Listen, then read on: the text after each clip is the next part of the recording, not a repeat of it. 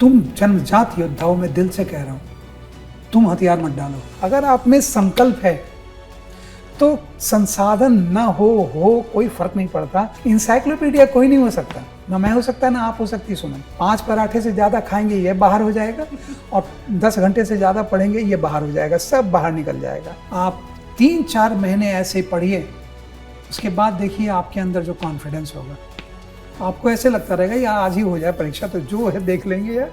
हमने तैयारी शुरू की, हम छोटे शहरों में पढ़ रहे हैं, गांव में पढ़ रहे हैं। हाँ। और जो माध्यम की जहाँ तक बात आती है, ना तो मेरी अंग्रेजी बहुत अच्छी है, ना मेरी हिंदी बहुत अच्छी है। हम कोई भी शेक्सपियर के खानदान से नहीं है, हम सब मूलतः हिंदी भाषी हैं। ये दिमाग से निकाल दीजिए कि आप गांव के हैं इसलिए आप नहीं कर पाएंगे।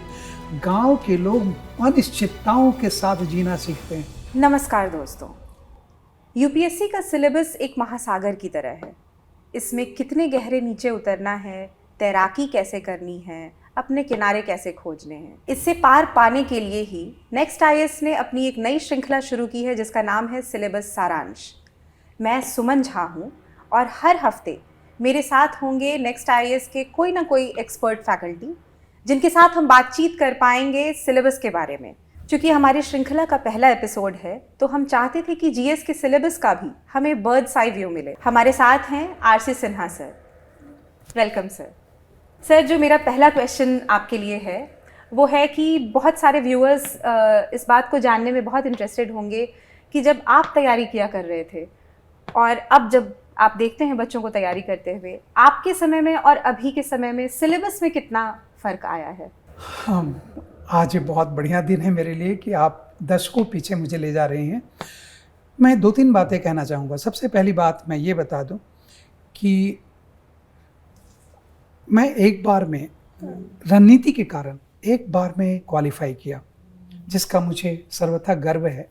और आज बहुत सारे अभ्यर्थी हैं, प्रत्याशी हैं, जिनकी व्यवस्था होगी कि उनके पास समय कम है, संसाधन कम है, परिवार का समर्थन सीमित है, और उनको लगता है एक बार में कैसे होगा। आपके सामने मैं एक उदाहरण हूँ कि मेरी व्यवस्था मेरे लिए मार्ग बन गया। मेरे पिताजी ने कहा था, वो रिटायर्ड थे, तो उन्होंने कहा था कि आप एक बार दे लीजिए और उसके बाद आपका टीचिंग में ऑलरेडी हमारे पास कुछ ऑफर्स आ चुके थे लेक्चरशिप के, तो आप फिर उसमें जाना चाहें तो आप चले जाएं। तो मैंने एक बार दिया और वो भी मैं उसमें पढ़ाता भी था और पढ़ता भी था, चूँकि टीचिंग इज़ माई पैशन। तो संयोग ऐसा हुआ कि मेरे बैचमेट्स ने मुझसे कहा कि राजेश, तुम यूनिवर्सिटी सेशन के बाद हम लोगों के क्लास लिया करो, तो हम लोग उसके बदले तुमको पे करेंगे। तो हमारा, लेकिन मेरे आत्मसम्मान के विरुद्ध था, मैं अपने बैचमेट से पैसे लूँ। तो मैंने कहा कि तुम लोग मेरे लिए नोट्स, मैगजीन, जो भी मुझे चाहिए है वो मुझे खरीद दिया करो और उसको तैयार करके मैं लेक्चर डिलीवर करूँगा। और मुझे बहुत ही अच्छा लगने लगा कि कहते हैं ना, लर्निंग अर्निंग टुगेदर। परिवार का भी थोड़ा समर्थन करने लगा, पिताजी को भी बहुत अच्छा लगने लगा, मनोबल भी बढ़ गया और रणनीति तय की हमने। और हमारे समय का जो सिलेबस होता था, मैं आपको बताऊं सुमन, कि आज का सिलेबस ज़्यादा चुनौतीपूर्ण है निस्संदेह। हमारे समय का जो सिलेबस था उसमें हमें ये पता होता था कि 30 marker, 20 marker, 15 marker, 10 marker, 5 marker, इस तरह से बटे होते थे एरिया। तो हम ये, और उसमें कौन से खंड में कहाँ से प्रश्न आएंगे, प्रश्न क्या आएगा वो तो नहीं ही बताया जाएगा, लेकिन किस खंड में कौन से प्रश्न आएंगे, स्टैट्स का कितना मार्क्स रहेगा, हिस्ट्री का कितना रहेगा, कल्चर का कितना, इकोनॉमी का कितना, 2 पेपर होते थे। तो हम पूरी रणनीति हमने तय कर ली कि मुझे अपने स्ट्रेंथ एरिया देख लिया मैंने, साइंस बैकग्राउंड होने के चलते, और थोड़ा कुछ ईश्वर का आशीर्वाद किए, कुछ अपनी योग्यता, कुछ शिक्षक ने सब कुछ सिखाया है कि हमने विषयों को जोड़ना सीख लिया शुरू से। तो उसके कारण से मैंने अपने स्ट्रेंथ एरिया के हिसाब से स्ट्राइक किया और दोनों पेपर बहुत अच्छे गए हमारे। मुझे अभी भी याद है कि 418 या 412 ऐसा ही, इसी रेंज में आउट ऑफ 600 हमने स्कोर किया जनरल स्टडीज़ में। और पढ़ाने का एक बहुत बड़ा लाभ था वो।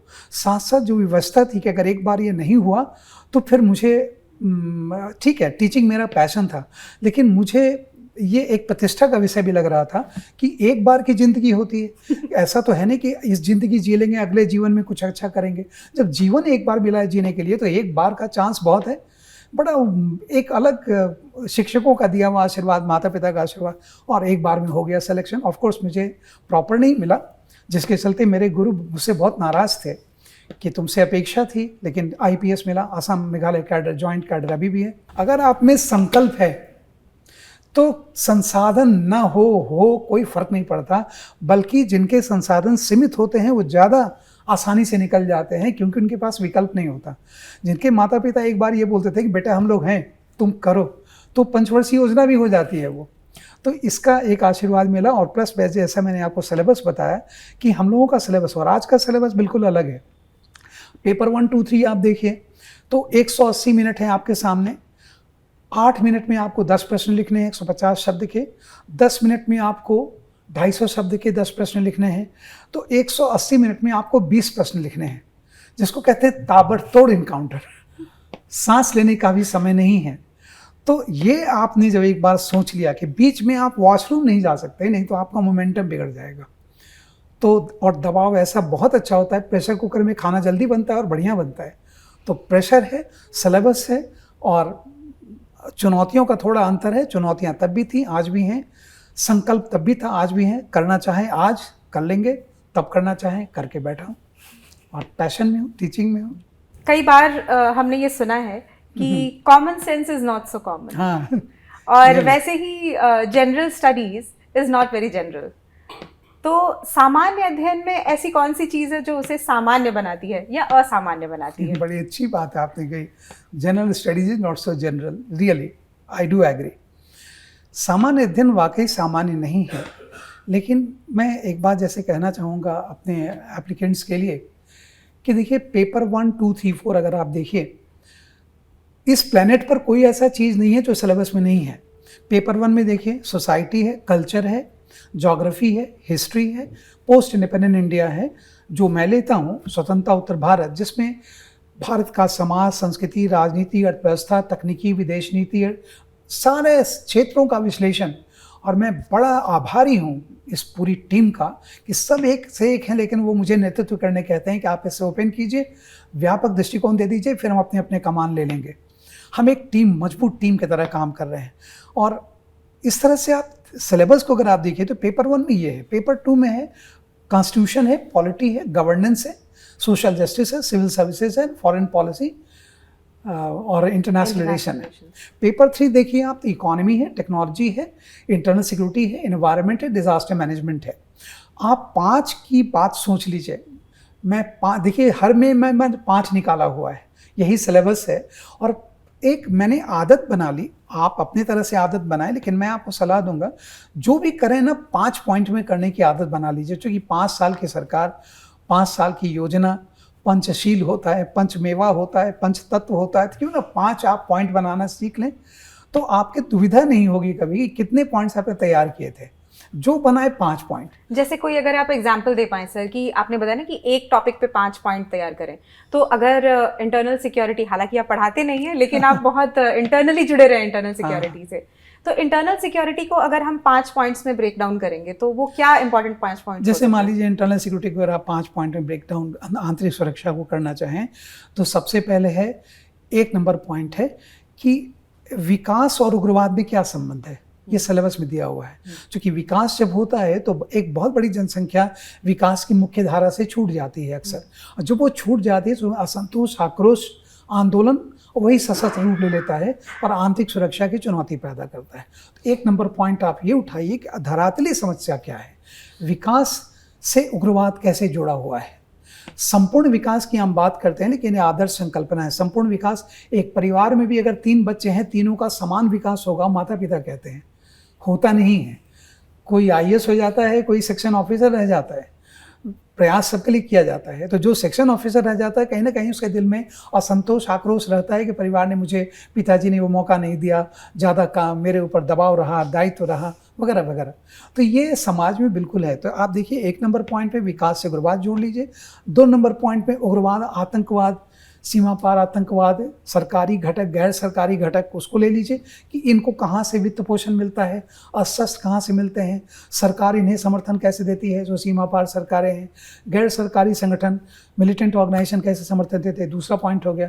तब तीसरा पॉइंट आप लीजिए कि उनसे सामना करने के लिए हमारे पास जनरल सिक्योरिटी और साइबर सिक्योरिटी कैसी है, सीमा प्रबंधन कैसा है, ये तीसरा पॉइंट हो जाएगा।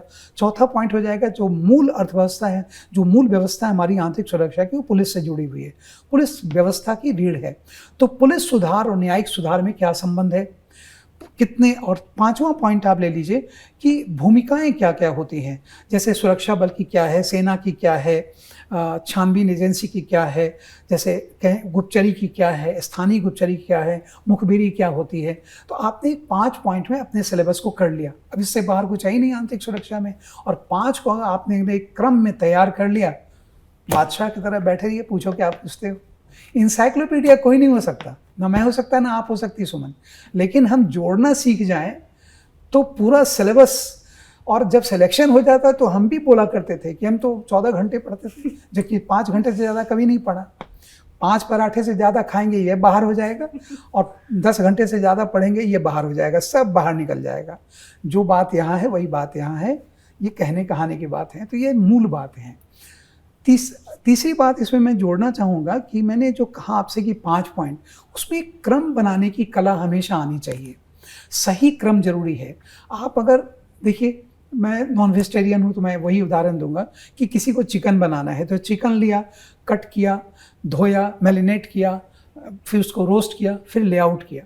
लेकिन देखिए इसी क्रम में अगर क्रम बिगड़ जाए, वो बना करके, धो करके, रोस्ट करके फिर धो दे उसको, तो देखिए क्या तमाशा हो जाएगा। उससे पूछा जाएगा आपने मैरिनेट किया, रोस्ट किया, धोया, कट किया, तो फिर ऐसा कैसे हो गया, क्रम बिगड़ गया उसका। तो सही क्रम में अगर आप 5 पॉइंट बनाएं हर क्षेत्र में, देखिए प्रायोरिटी हमारी क्लियर होनी चाहिए, हम पहले क्या करेंगे फिर क्या करेंगे फिर क्या। और ये सिलेबस के सारे कीवर्ड्स के लिए हम ऐसे इस तरीके से कर लें, 5 पॉइंट्स बना लें कम से कम। कि जैसे आप देखिए समाज, आराम से समझें 2 मिनट में। समाज 2 है, ग्रामीण समाज है, शहरी समाज है। ग्रामीण समाज कृषि पर टिका है, 80% जनसंख्या आज भी है वहाँ। शहरी समाज उद्योग पर टिका है, 20% जनसंख्या वहाँ है। अब आप देखिए इन दोनों समाज में, ये इसी कहते हैं कृषि समाज और औद्योगिक समाज। अब देखिए बात, कृषि को 2 चीज़ों की अनिश्चितता होती है, फाइनेंस की और मानसून की। मानसून भी अनिश्चित है, फाइनेंस भी अनिश्चित है। आज मैं जाके बोलूँ कि मैं किसान हूँ, आलू उगाना चाहता हूँ, आप ऋण देंगे? बैंक वाला मेरा मेंटल ट्रीटमेंट के लिए भेज देगा। और वहीं मैं उद्योग लगाना चाहता हूँ, जिस बैंक में जाऊँ तैयार हो जाएंगे।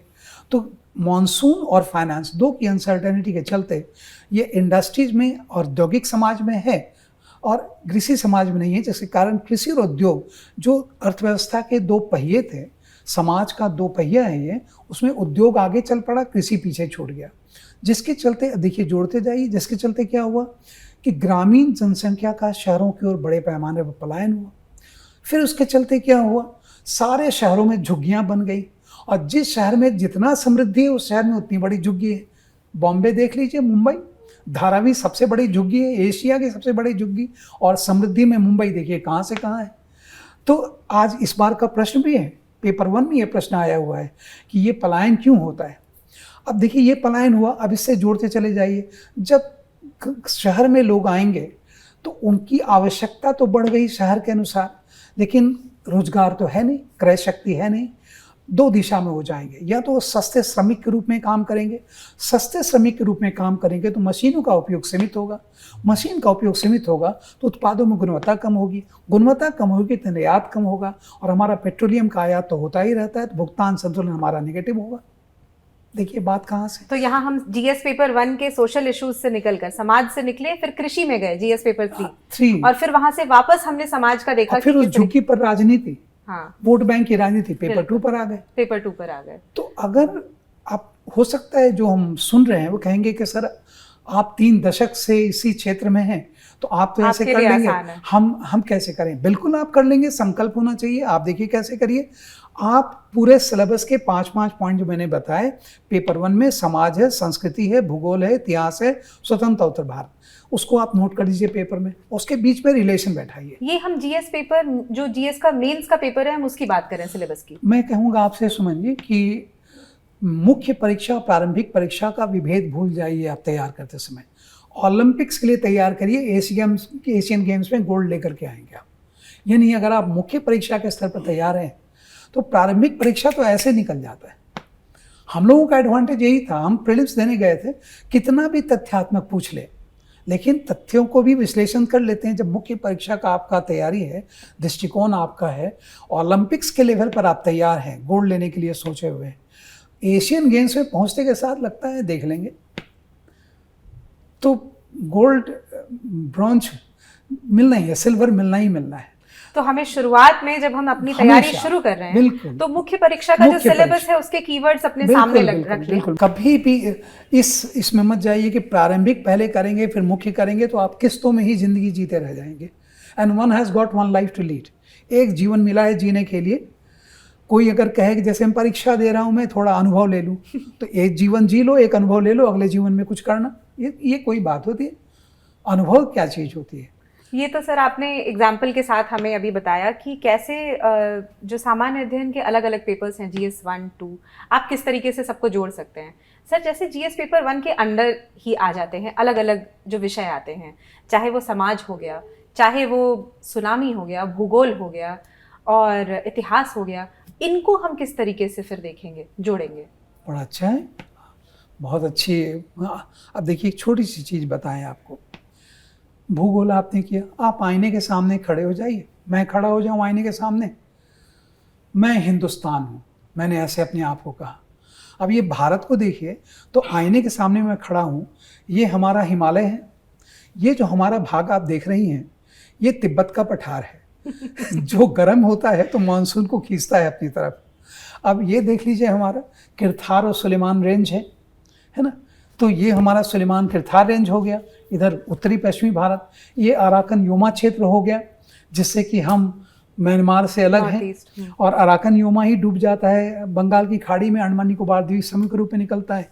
ये हमारा गंगा समतल, ये हमारा विंध्या सतपुरा कमर है, कमर से नीचे ये पूर्वी घाट हो गए, ये पश्चिमी घाट हो गए, और पूर्वी घाट पश्चिमी घाट जाकर के दोनों मिल जाते हैं, अन्नामलाई नीलगिरी पर्वतमालाएं हैं।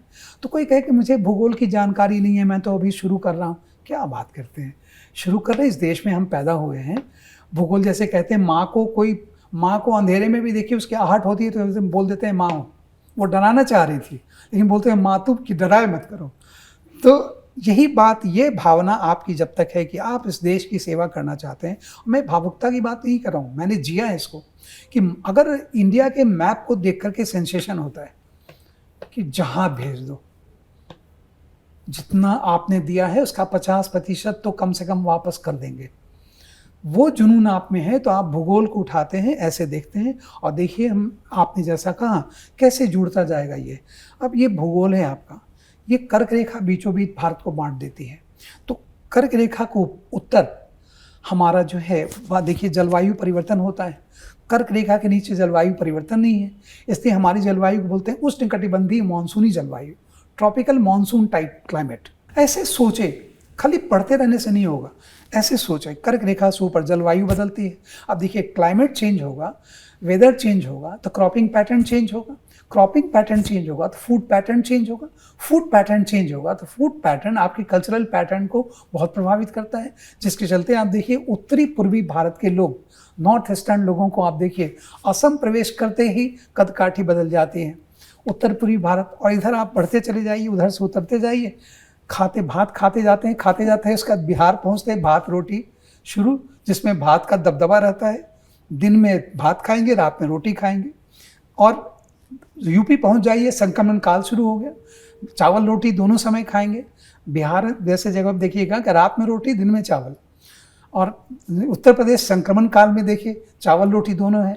फिर पूर्वी उत्तर प्रदेश में चावल ज़्यादा रोटी कम, बोली भी थोड़ी नरम है, मैं बिना कोई पूर्वाग्रह भारतीय हूँ बोल रहा हूँ। पश्चिमी यूपी में चले आइए, रोटी ज़्यादा है, चावल कम है, दमदार बोली है, और पंजाब हरियाणा पहुँचते पहुँचते चावल गायब, रोटी, पराठे चलने लगते हैं, हरियाणा के पराठे देखिए, कदकाठी देखिए, बोली देखिए, और राजस्थान पहुँचते पहुँचते ज्वार बाजरा रागी, तांबे जैसे सब होते हैं। वहीं आप दक्षिणी भारत देखिए, समान जलवायु है, तो देखिए उनमें जब क्लाइमेट चेंज नहीं है ज़्यादा, यूनिफॉर्मिटी ऑफ सीजन है, तो उसके चलते यूनिफॉर्मिटी ऑफ क्रॉप्स है, ज़्यादातर क्रॉप समान है, और इसी कारण देखिए विंध्या सतपुरा पार करते इडली सांभर डोसा बड़ा सब जगह प्रोमिनेंट है, एक जगह, और एक रूपता है। आपके सामने खड़ा कर दूं कि आंध्र प्रदेश, केरला, तमिलनाडु, तेलंगाना के हैं, आप पहचान नहीं सकते कौन कहाँ के हैं। एकदम एक रूपता है। अब देखिए, उसके कारण से भौगोलिक एक रूपता है तो सांस्कृतिक एक रूपता है, और यहाँ भौगोलिक विविधता है तो सांस्कृतिक विविधता है। तो आपने भूगोल से संस्कृति जोड़ा, समाज जोड़ा, और जब सांस्कृतिक विविधता, भौगोलिक विविधता है तो इस देश के लिए लोकतंत्र ज़्यादा प्रासंगिक है, ताकि सबों का प्रतिनिधित्व हो सके। तो देखिए, उसके कारण से क्या हो गया, समाज, संस्कृति, राजनीति, अर्थव्यवस्था, भूगोल सब एक दूसरे से क्या होता जा रहा है, जुड़ता जा रहा है। इसके लिए एक बात मैं ज़रूर कहना चाहूँगा सुमन जी, कि मैं बोलता जा रहा हूँ, लोग सुनते जाएंगे, एक तनाव बल्कि बढ़ेगा उनका कि आप कर ले रहे हैं सर, हम कैसे करें। आप बिल्कुल कर लेंगे। आपने सांप सीढ़ी गेम खेला है सुमन जी कभी? छोटे में खेला होगा। सांप सीढ़ी गेम की तरह आप क्या करिए, सिलेबस को पेपर 1, पेपर 2, पेपर 3, पेपर 4 लिख लीजिए, और उसके बाद उसमें लिंक बनाइए कि समाज में कुछ बदलेगा तो राजनीति कैसे बदलेगी। एक छोटा उदाहरण दूँ, 1909 एक्ट अकेला एक्ट है जहाँ से मतदान का अधिकार मिला। मतदान का अधिकार मिला तो समाज राजनीति से जुड़ गया। जब समाज राजनीति से जुड़ा, जब हम माँ से जुड़े होते हैं उनके पेट में, तो कुछ माँ का लेते हैं, कुछ माँ देती है कुछ। तो वैसे समाज और राजनीति जब जुड़ा, मताधिकार दे, तो समाज की कुछ बातें राजनीति में आ गई और राजनीति की कुछ बातें समाज में आ गई। तभी आप देखिए, ताऊ चाचा अगर कुछ उल्टा पुल्टा करते तो कहते घर में राजनीति कर रहे हैं।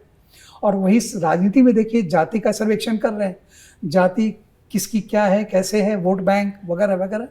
तो इस तरह देखिए, समाज राजनीति जुड़ गई, और समाज राजनीति जुड़ी तो इस तरह से समाज राजनीति जुड़ेगी तो संस्कृति जुड़ेगी, उसी तरह से अर्थव्यवस्था जुड़ेगी। आप सबको जोड़ सकते हैं, बहुत सरलता से जोड़ सकते हैं आप। मैं बस सर आपको एक स्टेप और पीछे लेके जाऊंगी। ये वही वाली बात है कि आपके लिए तो आसान है, आप इतने सालों से कर रहे हैं।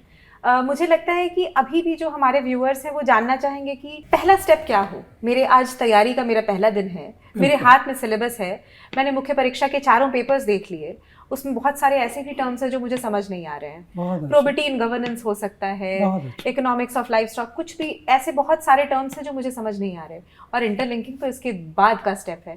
तो पहला स्टेप तो ये है कि मुझे इस बात की बड़ी चिंता है कि इतना बड़ा सिलेबस जिसको देखकर डर लग जाता है कि हम पता नहीं तैयार कर भी पाएंगे कि नहीं। उस समय फिर पहले दिन क्या करना चाहिए, क्या तरीका होगा हमारा सिलेबस को अप्रोच करने का? आपको एस्पिरेंट्स के अभ्यर्थियों की ओर से मैं आपको धन्यवाद दूंगा। ये बहुत अच्छा प्रश्न आपने पूछा, और मैं जहाँ जहाँ इतने दशकों में सत्र लिया हूँ, ये बड़ा कॉमन क्वेश्चन रहता है। इसमें मैं देखिए स्टेप बताता हूँ। एक तो पहली बात, ये बात दिमाग से निकाल देना चाहिए बिल्कुल कि सिलेबस बहुत बड़ा है, कैसे करेंगे। अरे जब प्लेन टेक ऑफ कर जाता है आकाश में तो चारों तरफ आकाश ही आकाश है। पायलट को कोई बताने वाला भी नहीं है रोडवेज और रेलवेज की तरह कि भैया बैंगलोर, कुछ नहीं। आप अब आकाश में हम कैसे मार्ग बना लेते हैं, संकल्प है, तकनीकी है, और एग्जैक्टली बैंगलोर में उतर जाते हैं, त्रिवेंद्रम उतर जाते हैं। महासागर में एक बार किनारा छूट गया, पानी पानी है। तो ये एक बार कहते हैं, अगर वो डरता रहेगा टेक ऑफ करते समय तो क्रैश कर जाएगा। कहते हैं कि जो डर गया सो मर गया, ये बात मान के चलनी चाहिए। सिलेबस व्यापक है, कुछ नहीं है वो, उसमें मार्ग बनाना हमें सीखना होगा। जैसे हम जल में मार्ग बनाते हैं, जैसे हम वायु में मार्ग बनाते हैं, वैसे मार्ग बना। अब मार्ग कैसे बनाएं? दूसरा पॉइंट, सिलेबस को आप बार बार पढ़िए। और मैं बिल्कुल ये कड़वा सच बोल रहा हूँ आपको कि ज़्यादातर एक से एक बैचेज में मैंने एड्रेस किए। वेरी फर्स्ट डे मैंने ये क्वेश्चन पूछा कि any one of you please be honest and tell me, any one of you have you gone through the syllabus. इस जैसे मैं पोस्ट इंडिपेंडेंस शुरू कर रहा हूँ तो मैं उनसे पूछता हूँ, स्वतंत्रता उत्तर भारत में क्या प्रस्तावित किया गया है? आप में से कोई क्रम में बता सकते हैं? किसी बैच में एक ने बताया। मतलब आप रामायण सुनने आए हैं, रामलीला सुनने आए हैं, और आपको राम का पता नहीं, तो क्या कैसे होगा ये? तो आप कम से कम ये तो जाने राम, सीता, लक्ष्मण कौन थे, ये तो जान करके फिर आप बात करें। तो इसलिए सबसे पहला चीज़ जरूरी है कि सिलेबस को आप कई बार पढ़िए। एक दूसरा एक स्टेप तो मैंने कहा, संकल्प बनाइए कि अगर हवा में हम मार्ग बना सकते हैं, महासागर में मार्ग बना सकते हैं, तो ये सिलेबस क्या चीज़ है? एक बात कहने की बात नहीं है, संकल्प की बात है। मन के हारे हारे, मन के जीते जीत। आप मन से हारे हुए हैं, कुछ नहीं कर सकते आप। ताकत यहाँ नहीं होती है सुमन जी, ताकत यहाँ होती है। इस ताकत से आप सारी लड़ाई लड़ते हैं। इसलिए पहला संकल्प ये है। दूसरी बात, मैंने जैसे कहा, सिलेबस को बार बार पढ़िए, और तब सिलेबस में बहुत सारी चीज़ें छिपी हैं, तो तीसरा स्टेप लीजिए, पिछले वर्ष के क्वेश्चन, खास करके 2013 के बाद के सारे प्रश्न आप बार बार पढ़िए। तो क्या होगा कि आप सिलेबस देखते ही आपको स्ट्राइक करेगा, अच्छा इस भाग से ये प्रश्न आए, इस भाग से ये प्रश्न आए, इस भाग से ये प्रश्न आए। जैसे आप कोई सिनेमा देखने जाएं, मैं पहले आपसे बोल दूं कि सुमन जी, आपसे मैं कोरियोग्राफी, फोटोग्राफी, स्टंट, एक्शन के बारे में कुछ पूछूंगा, आप जरा गौर रखिएगा। अब आप सिनेमा देखते समय उन बातों पर गौर करती रहेंगी, नहीं तो मैं आपसे पूछूंगा कि लापता लेडीज में जो गाना था उसका लिरिक्स क्या था, तो आपने गौर ही नहीं किया। तो होता क्या है, सिनेमा देखने के बाद अगर आप प्रश्न देख रहे हैं तो मुश्किल है जवाब देना। अगर आप प्रश्न देख करके सिलेबस कैसे कैसे प्रश्न आए हैं और फिर सिलेबस को पढ़ते रहिए तो मजा मिलता जाएगा। अच्छा इस भाग से ये पूछा, अच्छा इस भाग से ये पूछा, जब ये पूछा तो ये भी पूछ सकते हैं। अब आपको एक दिशा मिलनी शुरू हो गई। और बहुत उम्मीद मत करिए, रियाज करो तो राज करो। आप एकदम से चाहते बिना रियाज के राज करें, ऐसे कैसे हो सकता है। तो ये पहला स्टेप मैंने कहा, एक संकल्प। दूसरा स्टेप हो सकता है होगा सिलेबस को पूरी तरह पढ़ें, कई बार पढ़ें। तीसरा स्टेप है क्वेश्चंस को पूरी तरह से देखें, गंभीरता से देखें, किस भाग से कैसे प्रश्न आए, उसी अनुसार पूर्वानुमान करिए। पूर्वानुमान हर किसी को करना होता है, हर जगह करना होता है। चौथा स्टेप मैं बताऊं उसके बाद कि अब आप जब क्लास कर रहे हैं, जहाँ भी आप कोचिंग कर रहे हैं या खुद का पढ़ रहे हैं, हमेशा एक रोड मैप बना के चलिए कि आज मुझे क्या करना है। रोड मैप, क्लास कर रहे हैं आप तो क्लास में जो हुआ उसको आप पिन पॉइंट कर लीजिए, संक्षिप्त कर लीजिए। और पांचवा पॉइंट, प्रश्न के छोटे छोटे ढांचे बनाते रहिए, डिटेल मत लिखा करिए। तो मैंने आपसे कहा, फिर देखिए 5 हो गया। 1 है संकल्प, 2 हो गया सिलेबस देख लीजिए, 3 नंबर हो गया प्रीवियस ईयर क्वेश्चन देख लीजिए, 4 हो गया कि आप क्लास नोट जहाँ भी पढ़ रहे हैं, जैसे पढ़ रहे हैं, आप उसको पिन पॉइंट संक्षिप्त तैयार किया करिए उसका, कि आपको लेक्चर डिलीवर करना है तो आप कैसे डिलीवर करेंगे बिना कुछ देखे हुए। और 5वां पॉइंट हो गया कि आप हमेशा स्क्रिप्टिंग किया करिए, मतलब छोटे छोटे पॉइंट्स में लिखने की आदत डालिए। डिटेल नोट्स कभी मत बनाइए, जानबूझ के छोटे पॉइंट्स बनाइए। 2 महीने के बाद पॉइंट्स देख करके सोचा करिए कि इसके अंदर मैंने क्या लिखा था। अगर ये सारी बातें आपको याद आ जाती हैं, कमाल का प्रिपरेशन है। नहीं याद आती हैं तो रिवाइज कीजिए। पक्का कह रहा हूँ, अपने 3 दशकों के अनुभव के आधार पर कर रहा हूँ, आप 3-4 महीने ऐसे पढ़िए, उसके बाद देखिए आपके अंदर जो कॉन्फिडेंस होगा, आपको ऐसे लगता रहेगा यार आज ही हो जाए परीक्षा, तो जो है देख लेंगे यार, आज के 1 महीने के बाद कुछ होना नहीं है, जो होना है। मैं सर आपको आपके तैयारी के दिनों में एक बार फिर वापस लेके जाना चाहूँगी। बिल्कुल। सर आज जैसे अगर सिलेबस से जुड़ी कोई बात हमें नहीं समझ आती है, हम कोचिंग कर रहे हैं या नहीं कर रहे हैं, अगर कोई चीज़ हमें नहीं समझ आती है तो हम गूगल कर लेते हैं। हाँ। हम बहुत डिपेंडेंट हो गए हैं अपने फ़ोन पे। हाँ। हमने फ़ोन निकाला और सबसे पहले पूछ लिया गूगल से कि अच्छा इसका मतलब तो बताओ। हाँ। तो जब आप तैयारी किया करते थे और सिलेबस के कुछ तो ऐसे ज़रूर पार्ट्स रहे होंगे बिल्कुल, जिनको समझने में असुविधा होती होगी, आप अपने ज़माने में कैसे तैयारी करते थे सर बिना इंटरनेट के? हाँ, मैं फिर एक बात कहूँगा, कहते हैं जब रोटी ही हो और कोई विकल्प नहीं हो खाने का तो रोटी में ही स्वाद आता है। हम लोगों के समय कोई विकल्प नहीं था, तो हम क्या करते थे, एक तो ब्रिटानिका इंसाइक्लोपीडिया, जो इंसाइक्लोपीडिया होता था उसमें खोजते थे, पहले लाइब्रेरी जाते थे। और एक बात और बताऊं, हम जिस उम्र में आप हैं आज सुमन, मैं उस उम्र में उस समय था। इस उम्र में थोड़ा सा इमेज का भी रहता है। अब मान लीजिए यूनिवर्सिटी की कोई लड़की जो आपको समझ रही है, राजेश बड़ा कुशाग्र है, शार्प है, उसने एक चीज़ पूछ लिया कि राजेश ये क्या होता है। मैंने कहा 1 दिन का समय दो, पक्का बताऊंगा। अब भूख प्यास सब छोड़ करके मुझे अपना जानने से ज़्यादा उसका इमेज जो हमारे लिए है उसको बनाए रखना है। खोज मारता था लाइब्रेरी में और निकाल के, एक प्रेरणा थी, वो प्रेरणा किसी का नाम नहीं था वो प्रेरणा मुझे मिली कि नहीं मुझे बताना ही है। तो ये जो एक होता है तुरंत रोने गाने लगे, अरे यार अब कहाँ खोजेंगे, ये कैसे मिलेगा। उस समय शिक्षक भी बहुत, मतलब मैं उस समय की बात नहीं करूं, शिक्षक के पास भी बिना होमवर्क के अगर आप गए कि सर ये बता देंगे तुमने इस पे क्या जाना है अभी तक, how much do you know about this concept, you first explain thereafter I will explain। तो बत्ती गुल हो जाती थी, दोबारा वो फिर एंटरटेन नहीं करते थे। और बढ़िया है, वही होना भी चाहिए। तो वो तरीका था कि जो कहते हैं ना कि टूट पड़ते थे एकदम, कि खोज के रहेंगे। मिलेगा कैसे नहीं, और खोज लेते थे। एक सर मैं छोटा सा डाइग्रेशन लूँगी। सिलेबस की बात तो हमने कर ली, लेकिन कई बार ऐसा होता है कि स्टूडेंट्स पूछते रहे हैं कि हमने तैयारी शुरू की, हम छोटे शहरों में पढ़ रहे हैं, गांव में पढ़ रहे हैं, हाँ हाँ और जो माध्यम की जहाँ तक बात आती है, ना तो मेरी अंग्रेज़ी बहुत अच्छी है, हाँ। ना मेरी हिंदी बहुत अच्छी है। अब इस केस में मैं कैसे समझूं कि मेरा माध्यम क्या होना चाहिए, मैं क्या डिसाइड करूं, किस तरीके से मुझे तैयारी में आगे बढ़ना है? हिंदी माध्यम से तैयारी शुरू करूं या अंग्रेज़ी माध्यम को पकड़ूं? देखिए, सबसे पहली बात मैं कहूँगा सुमन कि जिस उम्र में ये तैयारी आप करते हैं, उसमें हथियार डालने की बात अगर आपके दिमाग में बार बार आती है तो आप हथियार डाल दो, ये कड़वा सच है। हिंदी इंग्लिश की जैसी बात आती है, आप पहले अगर आपको लगता है कि इंग्लिश में, हम कोई भी शेक्सपियर के ख़ानदान से नहीं है, हम सब मूलतः हिंदी भाषी हैं। मैं भी जिला स्कूल का पढ़ा हुआ हूँ, लेकिन जब बात आई कि लगा कि इंग्लिश मीडियम में परसेंटेज भी ज़्यादा है, ट्रेनिंग भी होती है इंग्लिश मीडियम में, और साथ साथ ये भी होता है कि जैसे कहते हैं ना कि आपको विदेश जाना है तो डॉलर चाहिए, पाउंड चाहिए, तो वैसे आपको ज़्यादा से ज़्यादा व्यापक जीवन जीना है तो अंग्रेजी भाषा तो आनी चाहिए।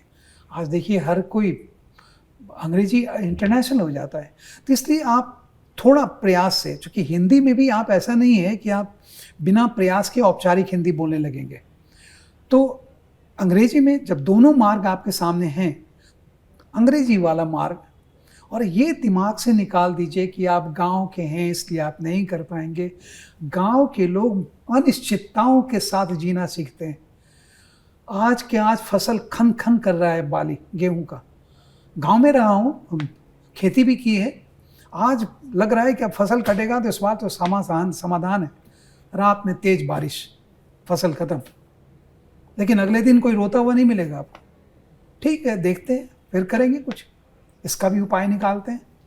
तो गांव के लोग जो ये, हम लोग थोड़ा सा उनको एहसास दिलाते हैं, गांव के हो, हिंदी भाषा ठीक रहेगी तुम्हारे लिए, लड़ नहीं पाओगे, दिल्ली में लोग ऐसे, दिल्ली और इससे कोई फ़र्क नहीं पड़ता है, बल्कि मैं एक बिना किसी पूर्वाग्रह कहूँगा कि कहते हैं ना, संकट से बड़ा कोई शिक्षक नहीं है। Crisis is the best teacher of life. और गांव के लड़के लड़कियों को मैंने देखा है, वो संकट का सामना करते हुए कहाँ से कहाँ निकल जाते हैं, और वहीं जिनको समृद्धि मिली है वो सहजता से, जब भरपूर ऑक्सीजन मिलता है ना तो खींच लो जितना खींचना है, लेकिन जब लेह लद्दाख पहुँचिए, हाई एल्टीट्यूड पर पहुँचिए, तब समझ में आता है कि इसको ज़रा आराम आराम से। वहाँ पर हम लोग की ट्रेनिंग भी होती थी आराम आराम से, यहाँ दौड़ने पर समस्या खड़ी हो जाएगी। तो इसलिए ये बात मैं एक लाइन में कहना चाहूँगा कि गांव के हो शहर को, ये पूर्वाग्रह मत रखो कि गांव के हो, बल्कि तुम ज़्यादा कर्मठ हो, ज़्यादा साहसी हो, ज़्यादा अनिश्चितताओं के साथ तुम लड़ना सीखते हो और देखते हो, माता पिता को लड़ते देखते हो। तुम जन्मजात योद्धा हो, मैं दिल से कह रहा हूँ, तुम हथियार मत डालो और अंग्रेजी लो, होगा। और हम सब, एक उदाहरण तो मैं सामने बैठा हूँ, अंग्रेजी जब बोलता हूँ तो सामने वाले को शक होता है कि हिंदी भी बोल पाएंगे कि नहीं, और हिंदी बोलता हूँ, और मैं भी किसी न किसी से सीखता हूँ। अमिताभ बच्चन से मैं खूब सीखता हूँ। अमिताभ बच्चन को मैं हिंदी बोलते देखता हूँ, क्या औपचारिक भाषा शैली, और जब इंग्लिश बोलते हैं क्या भाषा शैली, तो लगता है यार मैं उनको सिनेमा स्टार की तरह नहीं देखता हूँ, उनकी भाषा शैली से मैं बहुत कुछ सीखता हूँ। और बहुत लोग ऐसे हैं, I won't be able to understand Hindi, so please speak in English. What is it? आपने, ये तो हथियार डालने की बात है, और आप कहेंगे आप बार बार हथियार डालने की बात, ये आपकी सेवा का प्रभाव है क्या? बिल्कुल नहीं, ये माता पिता का देन है और शिक्षकों का बहुत बड़ा आशीर्वाद है कि योद्धा वाली प्रवृत्ति है, समस्या तनाव सबके साथ। लेकिन आज भी मान के चलता हूँ, संकट से बड़ा कोई शिक्षक नहीं है। और एक लाइन और जोड़ना चाहूँगा, आप देखिए जापान से बड़ा संकट कोई देश नहीं देखा, परमाणु बम गिरा दिया गया। देखिए आज जापान कहाँ खड़ा है, 45 में परमाणु बम, आज देखिए जापान तकनीकी भारत को दे रहा है, और हम स्वतंत्र हुए थे 47 में। जर्मनी पराजित ही नहीं हुआ सेकेंड वर्ल्ड वॉर में, डिवाइडेड हो गया, डिवास्टेटेड जर्मनी। आज देखिए जर्मनी कहाँ खड़ा है, क्योंकि उन्होंने संकटों से सीखा। तो दो तरह के लोग होते हैं, एक होते हैं जो संकट के आगे घुटने टेक देते हैं, एक होते हैं जो संकटों से सीख के अपना मार्ग बना लेते हैं। और जब एक बार मार्ग बनाना आप सीख लेते हैं ना संकट में, कोई संकट आपको डराता नहीं। और ये पूरी परीक्षा मैं लगभग 30 साल, जो आपकी उम्र भी नहीं है, मैं बड़े गर्व के साथ कहूँगा कि 30 साल के अनुभव के आधार पर लगभग मैं कह सकता हूँ, सेवा का भी अनुभव है और पैशन तो है ही टीचिंग। सेवा में भी था ना सुमन जी, तो एक बात आती थी, कई बार ऐसा हुआ, इनकाउंटर फियर्स, गलत इनपुट हो गया था, इंटेलिजेंस इनपुट गलत था। पता था कि 50-60 लोग हैं, अब वहाँ गिर गए चारों बगल से 500-550 उग्रवादी, और वो भी north east, tropical evergreen forest, घमासान बारिश, लैटेराइट मिट्टी, स्लीपरी, हथियार सीमित हैं। उसमें भी आप अंदाज़ा लगाइए 3-4 दिन से भूखे रेंगते हुए बढ़ रहे हैं। सेंट्रल फोर्सेस में डिप्यूटेशन हमारे ज़्यादा हुए, सिविल एडमिनिस्ट्रेशन में कम रहा, लगता था। लेकिन एक बात आती, अब आरसी से ना लौट नहीं पाओगे, ये दिल में आता था, माँ भी याद आती थी, पिताजी। लेकिन एक बात फिर आता था, लौट गए तो ये आर पार कर देंगे, नहीं लौटे तो राष्ट्रीय ध्वज में शरीर जाएगा, माँ बाप को गर्व होगा कि कुत्ते बिल्ली की तरह नहीं पला है, शेर का पैदा किया, शेर की तरह वापस आया। ये जुनून वाकई दिल में होता था। उसके बाद तो टूट पड़ते थे एकदम, और टूट पड़ते थे तभी देखिए फर्क लाया। आपने अपने अनुभवों की भी इंटरलिंकिंग करके हमें बताई कि हम किस तरीके से अपने अनुभव जोड़ सकते हैं अपने आसपास, चाहे वो फिल्में हों, आपका करियर रहा हो, पुलिस सेवा में आपने जिस तरीके से काम किया वो रहा हो, वो एक तरीके से इन्फॉर्म करती रही है आपके सिलेबस की सारी चीज़ों को। तो इस पर हम कैसे कॉन्शियस हो सकते हैं, कॉन्शियसली हम कैसे एफर्ट ले सकते हैं आपकी तरह? बिल्कुल, मैं सिर्फ एक बात कहना चाहूँगा सुमन, और मैं दिल से बोलने वाला इंसान हूँ, कि कहीं से भी सीख सकते हो। आकाश में पक्षियों को देखो, कितना बड़ा झुंड, और एक बार ऐसे घूमता है, सब घूम जाते हैं। कभी 2 पक्षी को टकरा कर गिरते देखा है? और हम भीड़ में चलते हैं, मंदिर में, मस्जिद, गुरुद्वारा, चर्च, कहीं भी। अभी देखिए वो चेन्नई में क्या हुआ, एयर शो में भीड़ इतनी थी, हम टकरा के कितने लोग मर गए भीड़ में। कभी पक्षियों को टकरा के गिरते देखा है? तो सीखने को मिलता है उनसे, क्या अनुशासन है उनमें। इतना बड़ा झुंड में एक कोई संकेत मिलता है और कहीं बिना टकराए सब मुड़ जाती हैं। तो ये जो हमारे अंदर एक अहंग का भाव है कि हम मानव प्राणी सबसे कुशाग्र हैं, ये खत्म करो। कहीं से किसी से भी सीख सकते हो, आप सीख सकते हो। आप देखिए, तो ये जो होती है ना, मैं कहूँ कि कहते हैं एक्स्ट्रा कॉन्स्टिट्यूशनल, जैसे बोलते हैं ना, गैर संवैधानिक, वैसे पाठ्य सामग्रियों से बाहर की दुनिया को देखते हुए सीखो, लोग को चलते हुए देखो। जिसकी आंखें नहीं है, इतना बढ़िया बाल बढ़िया संवारा हुआ है, बढ़िया शर्ट पैंट स्टिक लेकर चल रहा है, आप हाथ पकड़िए तो बोलता है no no thank you, I will help my sir, no thank you sir. क्या आत्मसम्मान है उसमें? और हम अच्छे कद काठी सब होते हुए कितने को देखो अपने शरीर का सम्मान नहीं है, मडी आइज हैं, अनटाइडी ड्रेस है। तो ये सीखो कि जिसने अपने को देखा नहीं कभी, उसको अपने प्रति कितना बड़ा सम्मान है, और तुमको सब कुछ मिला है, तुम्हारा अपने प्रति सम्मान नहीं है। तो सीख तो आप कहीं से भी सकते हैं, किसी से भी सकते हैं। एक कुत्ते से वफादारी सीख लो। हम कहते हैं टेलीपैथी नहीं होती, बिल्कुल होती है। लैंग्वेज जब नहीं था, सोचिए उसके साथ हमारा क्या लैंग्वेज है। लेकिन एक डॉग को खाली आप प्यार से देखिए, वो देखते ही उसकी पूँछ हिलने लगते हैं, वो समझ जाता है हम उसको प्यार कर रहे हैं। और वही उसको दूसरे तरीके से देखिए तो पूँछ दब जाता है, पीछे हट जाता है, और कभी वो आक्रमण भी कर देता है। तो कहीं से भी सीख सकते हैं आप, वो आपके ऊपर है, the way you look at the world, this is it. आज के सेशन में सर हम जिस मंशा से निकले थे, आपके पास हमें वो सारी चीज़ें मिली हैं। एक सर, मैं आपसे आखिरी सवाल जाते जाते, हमारा जो पहला एपिसोड है इसके ख़त्म होने से पहले मैं एक आपसे आखिरी सवाल पूछना चाहती हूँ। पर्सनालिटी टेस्ट कैसे जुड़ा हुआ है इन 4 पेपर्स के अंदर, जितने हमें दिए गए हैं सिलेबस, उसमें कैसे जुड़ा हुआ है, और पर्सनालिटी टेस्ट के लिए हम कैसे तैयार करें अपने आप को? सबसे पहली बात, मैं एक बार खुद को ही करेक्ट करना चाहूँगा कि जैसे मैंने मुख्य परीक्षा का ही भाग है पर्सनालिटी टेस्ट, पर्सनालिटी टेस्ट को एकदम शुरू से लेके चलना चाहिए। क्योंकि पर्सनालिटी है क्या? पर्सनालिटी 3 चीज़ों से बनी है जो यूपीएससी चाहती है। उसमें एक है आपका बैकग्राउंड, एक है आपका जो बैकग्राउंड से आपकी लाइन ऑफ थिंकिंग आती है, और लाइन ऑफ थिंकिंग से आपका लाइन ऑफ कम्युनिकेशन प्रभावित होता है। मेरी जैसी पृष्ठभूमि होगी वैसी मेरी चिंतन शैली होगी, जैसी मेरी चिंतन शैली होगी वैसे मेरी संचार शैली होगी। तो ये तीनों मिलाकर के व्यक्तित्व होता है। इसी कारण से यूपीएससी में पूरा बैकग्राउंड पूछा जाता है, माता क्या करते हैं, पिता क्या करते हैं, आपकी आय क्या थी, आपकी हॉबी क्या है, मतलब आपका बैकग्राउंड देख रहे हैं। बैकग्राउंड देखने के बाद आपकी लाइन ऑफ थिंकिंग यूपीएससी ने टेस्ट की, सब्जेक्टिव टेस्ट लेकर के, ऑब्जेक्टिव टेस्ट लेकर के। जब लाइन ऑफ थिंकिंग आपकी पसंद आई यूपीएससी को, उन्होंने कहा कि अब जरा आ जाइए आप पर्सनली, हम लाइन ऑफ कम्युनिकेशन भी आपका देखना चाहेंगे, संचार, आप अपनी बातों को रखते कैसे हैं। तो ये तीनों बातें रातों रात विकसित नहीं हो सकती। इसके लिए एक काम जरूर किया करें, सप्ताह में कम से कम एक दिन, ये मान के चले संकल्प हम पर्सनालिटी टेस्ट तक पहुंचेंगे, सप्ताह में कम से कम एक दिन आईने के सामने बोला करें या 2-4 मित्रों के सामने बोला करें, एकदम समयबद्ध। हम लोगों का एक लाभ ये था सुमन जी कि हम यूनिवर्सिटी डेज में ही, हमारे हेड कई बार ऐसे बोलते थे कि इस टॉपिक पर बोलो, तो हालत ख़राब हो जाती थी, लेकिन रात भर नींद नहीं आती थी। 3 दिन बोलते थे कि उस दिन बोलना है, लेकिन एक्सेल करने की जो चाहत थी कि नहीं अगले बार फिर मुझे मौका दिया जाए, तो इसके लिए होता था कि वो तैयारी शुरू हो जाती थी। तो आईने के सामने बोलना, एड्रेस करना, आज भी Abraham Lincoln, Nelson Mandela, Sam Nujoma, Barack Hussein Obama जैसे लोग आईने के सामने बैठ के बोले मैं क्या चीज़ हूँ। तो ये व्यक्तित्व का निर्माण आपकी लंबी प्रक्रिया है। ये इंटरव्यू कॉल के बाद, उसमें सिर्फ हम लोग जो इंटरव्यू मॉक टेस्ट करते रहते हैं, उसको यूँ समझिए हम पॉलिश करते रहते हैं। वो लेदर है तो पॉलिश करेंगे हो जाएगा, रेगजीन है तो क्या कर लेंगे, है ना, तो वही बात है। तो व्यक्तित्व के ऊपर हमें पहले दिन से काम करना पहले है। दिन जैसे से। सिलेबस हम लेके बैठे हैं, तो व्यक्तित्व के बारे में भी हमें अपने सब घर कुछ में ही पता है। बोलना शुरू करिए। पिताजी बातों में आपकी अभिरुचि नहीं लेते, आप ऐसे बोलना शुरू करिए कि उनकी गाड़ी छूट जाए।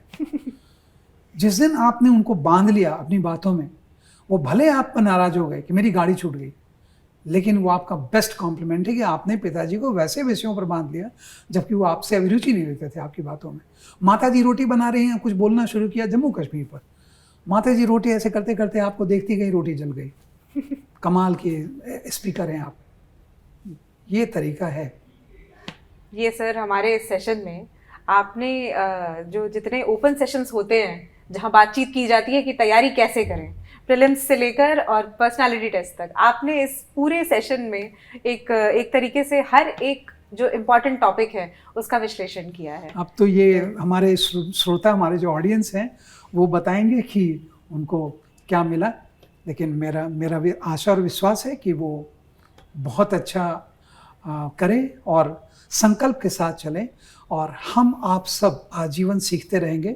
कभी ये नहीं सोचे कि अब मैंने सीखा, आज मैं सोच रहा हूँ कि I am boss of this profession, तो मेरे जैसा बेवकूफ़ कोई नहीं होगा। अंतिम सांस तक हम सीखते रहेंगे। और मेरी तो चाहत है कि अगर ऊपर भी मौका मिल जाए जनरल स्टडीज़ का, तो वहाँ में मैं शुरू हो जाऊँगा। सर, हमसे जुड़ने के लिए आपका बहुत बहुत आभार, बहुत धन्यवाद। तो नेक्स्ट आईएएस के नए प्रोग्राम सिलेबस सारांश का ये पहला एपिसोड था, ये पहला अंक था। आप हमें कमेंट सेक्शन में ज़रूर बताएं कि आरसी सिन्हा सर से जितनी बातचीत आज हमारी हुई है उसमें सबसे इम्पॉर्टेंट और ज़रूरी बात आपको कौन सी लगी है। आगे जिन भी टॉपिक्स पे आप चाहते हैं कि हम नया एपिसोड बनाएं, हम फैकल्टी से बातचीत करें, आप ज़रूर हमें एक बार कमेंट सेक्शन में बताएं। बहुत बहुत धन्यवाद।